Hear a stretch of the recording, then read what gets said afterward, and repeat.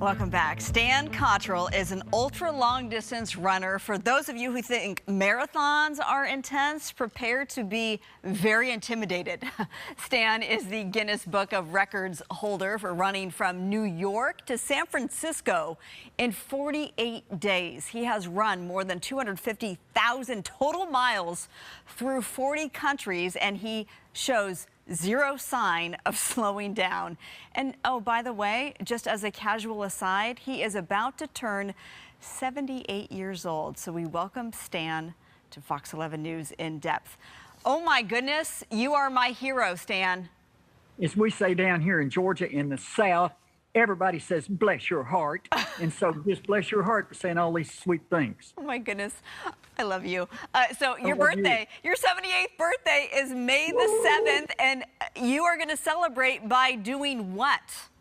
I will start in Los Angeles, and for 100 consecutive days, I'll run 30 miles a day and finish in Washington, D.C. So what a trip. What a way to celebrate your birthday. Oh my goodness.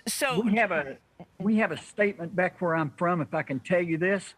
My granny, I learned it from her. She was about ready to marry a 96-year-old man. The people got aggravated with her. And they said, Granny, you can't marry that man. And he's too old. And she said, now, shut up, you little sillies. She said, if I want to marry him, I'll marry him. That's none of your business. And she said, as far as him being 96, you can't look at a bullfrog's butt and tell how far that thing can jump. And that's me. At 78, I still have a lot of jump in me, girl. Oh, my goodness. Oh, I couldn't love you any more than I already do. Okay, so we just need to digest what you just said, that you are going to run 100 miles. No, I'm 100 sorry. days. 100 consecutive days. 100 days and 30 miles a day. That is more than a marathon every single day for 100 days straight. How does your body endure this? Well, I think that, you know, I've had a lot of practice. Right now, about 266,000 miles of doing this kind of stuff, and you build up. You just don't go out one day and say, I'm going to do this. And you're a runner. You know what I'm talking about.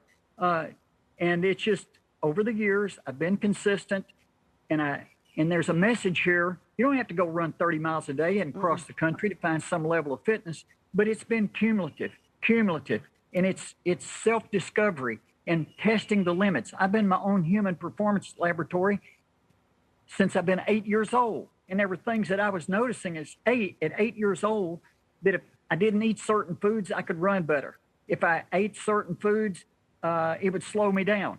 So, I mean, even before human performance and understanding human achievement, or the way we do now, I was my own laboratory. I want to know about your diet, but I also want people to know that you're doing this to spread kindness. You do this and you help charities. So let's talk about the charitable element to this. Well, my whole entire running and running across 40 different nations, including the Great Wall of China, and a lot of these countries I've been back 2 and 3 times and have done the same run over and over and over.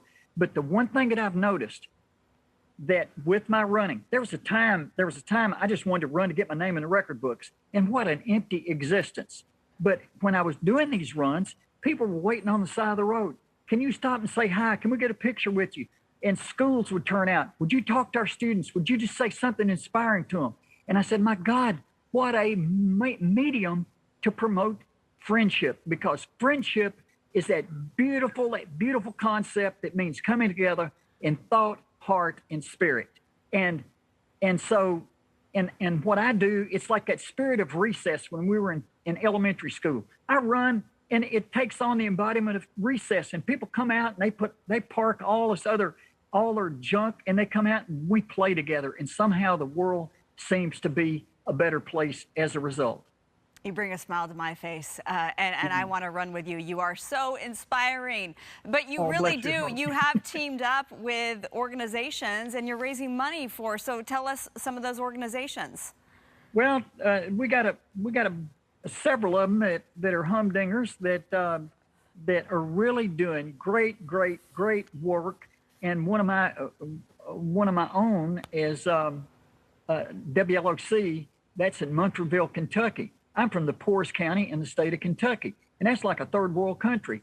40% of our little old children, my mother called them all little, you poor little children, and 40% of them didn't even have a coat for winter, Oh, and some of them didn't even have shoes. And on your list here, you got Friendship Sports Association, that's a nonprofit, and the Veterans wow. Foundation for the the veterans, and the Children Hope for Families, and Sclerosis Foundation.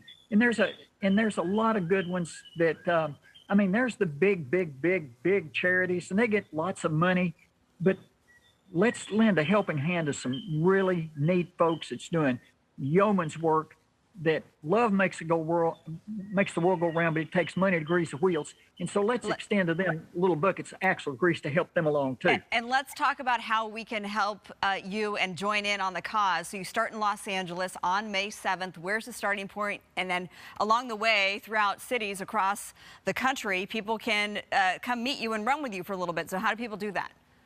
Well, they can. We have a website, friendshipsportsassociation.org, and it just says it all right there, and the links and where I'm going to be, and every day is carefully planned out. The easiest part of this initiative is going out and running 30 miles a day. I'm telling you, we got a whole heap of wonderful folks that's the ability and organization and logistics and project management. They've made this a humdinger of an event where we all win together. And when someone says, "Oh no, I'm too old to do that," you say what? I say, we don't grow old because you live a number of years. You grow old when you stop dreaming. You grow old when you allow these stupid walls of cynicism and pessimism grow around your heart. It's when you no longer look ahead. The years may wrinkle our brow like that. It may wrinkle our brow, but when you desert your dreams, when you desert your passions, that wrinkles the soul. And then, honey child, you're truly, truly old. Oh my goodness. Real quick, I need to know, were you the inspiration behind Forrest Gump? They say that. Yeah. He keeps running and running. I just started running, and I just took off running, and I kept going till I got there to that ocean. And then I decided, well, why stop here? Just turn around and run right back again. All right, Stan.